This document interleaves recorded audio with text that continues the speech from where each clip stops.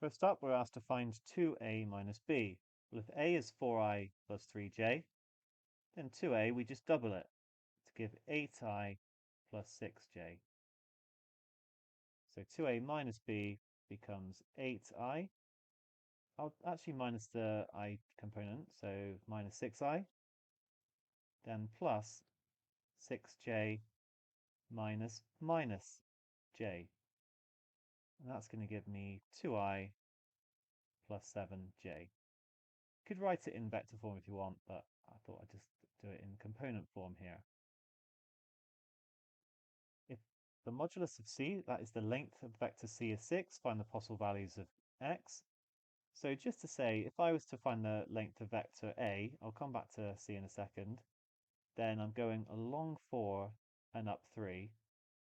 So I could, sorry, let me try that again because it didn't come out properly.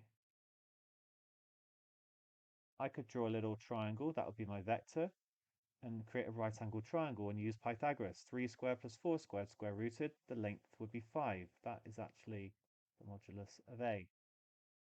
So it's the same kind of thing for C. I mean, I don't know if X is going to be positive or negative, but let's just draw a triangle. So it could, I'm going along X and I'm going up 2. Okay, so it could be the other way. That's going to be where my two different values come from for X.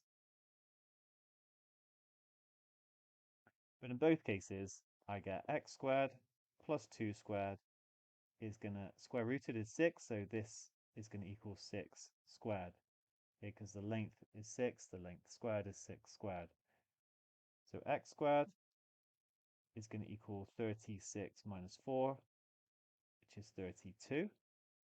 And therefore x is going to be the square root of 32. It doesn't say to simplify it, but I will. I could write it, oh sorry, I don't know why I missed that. I already talked about it having two values, plus or minus, because it could be going this direction, but it could be going this direction, negative x. I can write that as plus or minus root 16 times root 2, so plus or minus 4 root 2. I think it is good to simplify, but plus or minus root 32 should be okay as well. Right, now for b, we're given a cubic and we're told that f of x has a factor x minus k.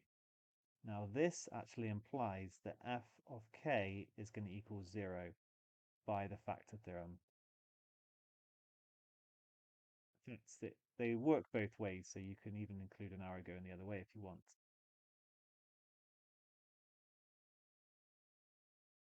So all I need to do is put in k now into this. So I know that k cubed plus k squared minus k plus k is equal to 0. These cancel, leaving me k cubed plus k squared is 0. Can factorize out the k squared, so k squared k plus 1 is equal to 0, which means k is going to equal 0 or minus 1. Those are my two possibilities.